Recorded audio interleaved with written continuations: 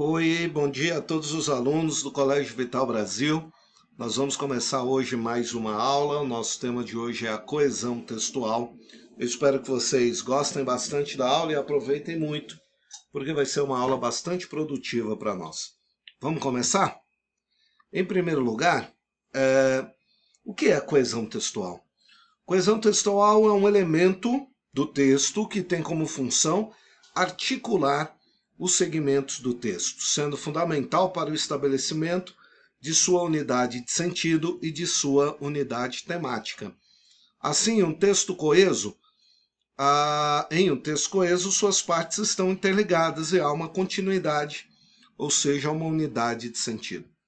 Nesse contexto, o elemento da textualidade é responsável pelo encadeamento das ideias do texto, ou seja, promove a conexão de partes do texto, garantindo o seu sentido. Partindo de Antunes, 2010, destaca que a coesão concerne aos modos e recursos gramaticais e lexicais de inter-relação, de ligação, de encadeamento entre vários outros segmentos do texto.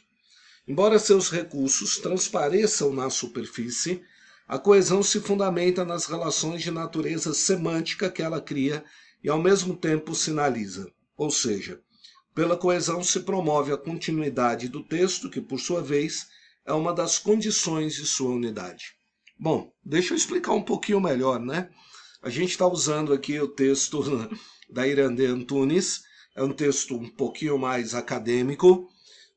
Nós estamos falando de construções gramaticais e lexicais. O que isso quer dizer?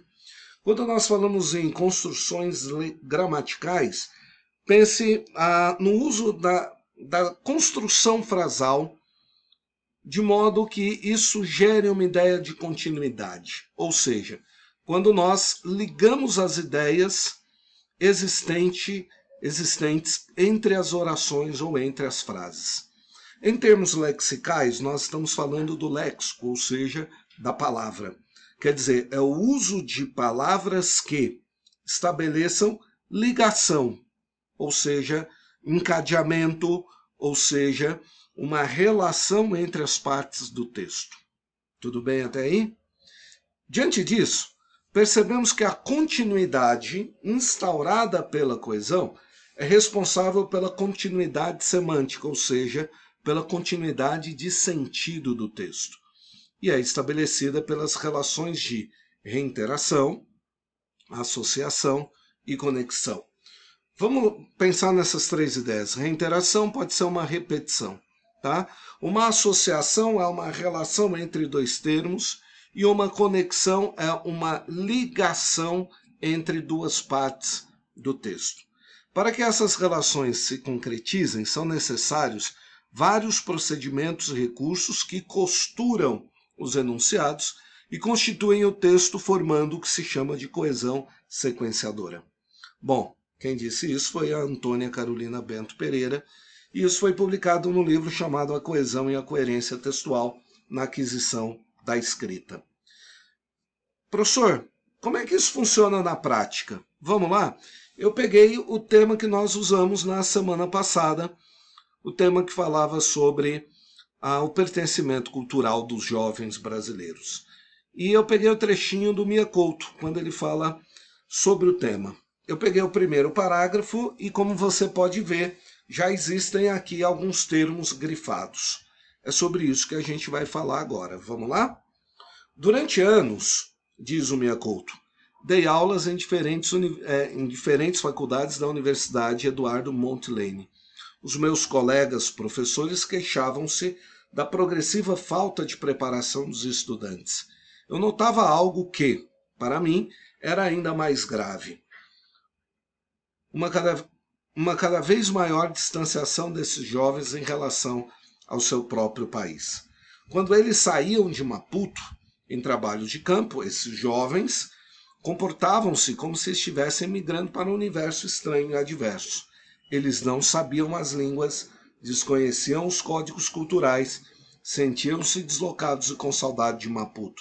Alguns sofriam dos mesmos fantasmas dos exploradores coloniais. As feras, as cobras, os monstros invisíveis. Vamos lá. Vamos analisar esse trechinho e os termos grifados.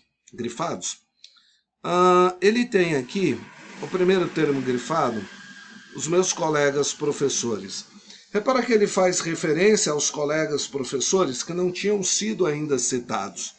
Entretanto, todos nós já temos intuitivamente uma relação de semântica ou uma relação de sentido para esses termos. Quem eram os seus colegas professores? Eram professores que davam aula também na faculdade, na Universidade Eduardo Mondlane. Tá? Observa como esse termo retoma uma ideia anterior, estabelecendo com ela uma ligação de continuidade. Universidades, diferentes universidades. Os colegas, já fica pressuposto que os colegas remete aos professores que participavam daquele universo das universidades e faculdades onde o autor ministrou aulas. Um segundo elemento que estabelece uma relação de sentido é a palavra que. Notava algo que. Observa como essa palavra que vai fazer uma ligação entre o algo e o que vem depois do algo. Algo que era ainda mais grave. A palavra ainda também é um elemento construtor de significado e de sentido, porque era mais grave que algo anteriormente mostrado. E aí você retoma uma informação anterior, que é a falta de preparação dos estudantes. Logo depois ele usa o termo desses jovens. Bom, desses jovens, claramente nós sabemos que é um termo que não se refere nem a faculdades, nem a professores, e ele só pode se referir, portanto, aos estudantes. São eles que possuem, eles que seriam os jovens presentes na universidade. Segundo, na continuidade, quando ele usa o termo eles retoma desses jovens e também retoma o termo dos estudantes. Olha como o uso de termos diferentes retomam ideias anteriores. No final da primeira linha do segundo parágrafo, ele usa o termo, novamente, esses jovens. Olha como a repetição do termo no parágrafo dá uma alternância do uso vocabular, mas insere uma ideia que se remete, que se refere a algo anteriormente. No final, na terceira linha, ele usa o termo eles e ainda o termo alguns. Todos esses termos retomam quem? Os estudantes, que eram mal preparados nas universidades onde o Mia Couto deu aula. Agora, o último termo grifado, dos mesmos fantasmas dos exploradores coloniais. Observa como a explicação a esse termo só veio depois. E aqui é importante notar a importância do uso dos dois pontos. Quando ele usa os dois pontos, ele quer dizer o quê? Olha, agora eu vou te explicar quais são os fantasmas dos exploradores coloniais. E quais são eles, queridos? As feras, as cobras e os monstros invisíveis. Será que deu para entender um pouquinho o que é a coesão textual a partir desses elementos? Vamos ao próximo. Vamos à continuidade. Existem, na língua portuguesa, diversos recursos coesivos, os quais criam um vínculo entre as palavras, entre as orações, entre as partes do texto. Esses recursos são o que nós vamos chamar de coesão referencial e coesão sequencial. A coesão referencial é aquela que cria um sistema de relações entre as palavras e as expressões de um texto, permitindo ao leitor identificar os termos a que se refere. Lembra no slide anterior? O eles, esses jovens, para se referir aos estudantes, são elementos que fazem, por meio de palavras e expressões, uma coesão referencial. Essa coesão pode se dar por meio de algumas figuras de construção ou figuras de sintaxe, como anáfora, catáfora, elipse, e as correferências não anafóricas, como contiguidade, reiterações e etc. E há ainda um segundo tipo de coesão, que é a coesão sequencial. É aquela que se dá dentro do texto para garantir as condições de sua progressão. Isso é possível por meio de flexão de tempo e modo dos verbos, pelo uso das conjunções, que de modo geral são os responsáveis por estabelecer a manutenção da coesão sequencial no texto.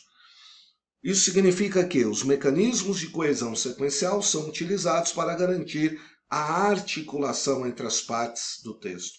e para estabelecer relações entre as informações. O controle dos mecanismos coesivos contribui para a progressão temática e promove uma boa articulação das ideias, das informações e dos argumentos no interior do texto, na qual está a base da coerência textual. Bom, tudo bem, ainda parece um pouquinho complexo. Agora eu vou explicar por meio de um segundo exemplo, tá? Eu tenho 2 parágrafos que falam sobre um grande jogador brasileiro, um cara chamado Zico. E lá embaixo eu tenho a legendinha dos números, tá? Então cada número que aparece lá em cima é uma referência presente no texto ao grande atleta Zico.